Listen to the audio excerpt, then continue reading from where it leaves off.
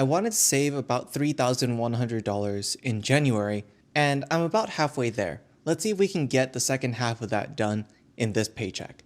Hello and welcome to another episode of Transfer Tuesday, where I'll show you all how much I made, how much I spent, and where that money is going. A very special welcome back to the 3.6% or so of you who are subscribed, and if you're new here, I'm Raymond, a software engineer on the path to financial independence and retiring early. If that's a journey that you'd like to follow me on, feel free to hit that subscribe button. It really helps out the channel, so thank you so much in advance. Now, without further ado, let's dive right into the numbers. Starting with income, none of it has actually really changed since the last paycheck. I know I told you all that I increased my 401k contributions from 35 to 38%, but that hasn't actually come into effect yet. So for my 401k, I added $1,277.07, not including my employer match. For my HSA, I added $131.25. And for my actual take-home, I took home $1,755.03. Now, my paycheck does differ by a couple of dollars every so often, but it's not really a big deal to me. So in total for income, I took home $3,163.35.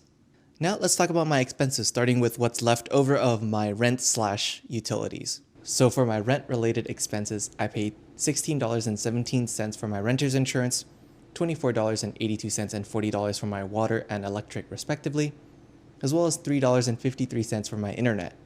In terms of internet, I overpaid at the beginning of my lease, but unfortunately, those credits have run out, so I need to start paying for internet every single month. In total, I am paying $84.52 for everything else remainder from the rent and the other utilities that I didn't pay from my first paycheck. Now let's talk about a smaller category, and that is transit. I use the public transportation system here and I don't own a car, so thankfully I only spent an additional $7 in the time that I've spent since that last paycheck. Finally, for groceries and other necessities, I spent $82.65.40 for groceries for weeks 2 and 3, as well as picking up some items at CVS for $49.95, for a total of $197.35. In total, I spent $288.87 in expenses.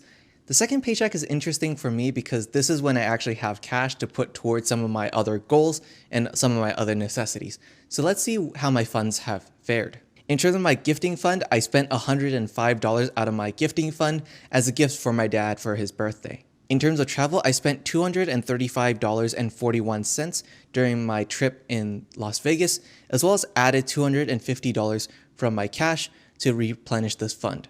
In total, I have $819.67 inside my travel fund currently. Let's talk about some funds that are really more so necessities and expenses, but things that I save up for in the month prior. First, I allocated $158.07 to my hospital bills for next month. Next, I paid $19 for my student loan debt and also added $19 into that pile for next month. For my master's program, I spent $647 and I added $161.75 into that fund.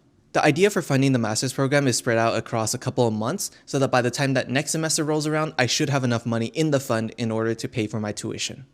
I also added $119.58 for my credit card annual fee fund.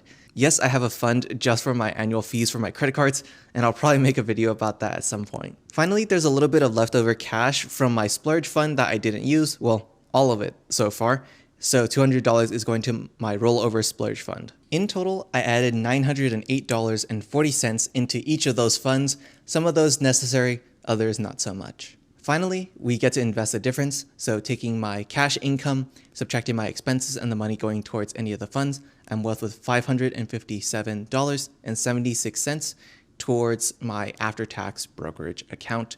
In this case though, I'm going to be putting that money actually partially towards my HSA, which I didn't max out last year, as well as a little bit towards my Roth IRA for 2024. So how much did I actually end up saving this paycheck? Well, if we add it all up, the 401k, the HSA, as well as the leftover, I'm going to subtract $100 or so from that though, because I know that I need groceries for this last week as well. I am saving about $1,866.08 for this paycheck. Not bad. But this isn't the end of the budget for this month. There are changes that will probably have to be made in the coming days, and I'll keep you all informed with a budget closeout in the very near future. But that's all I had for today. If you enjoyed this video, feel free to hit that like and subscribe button, and I'll see you all for the next video.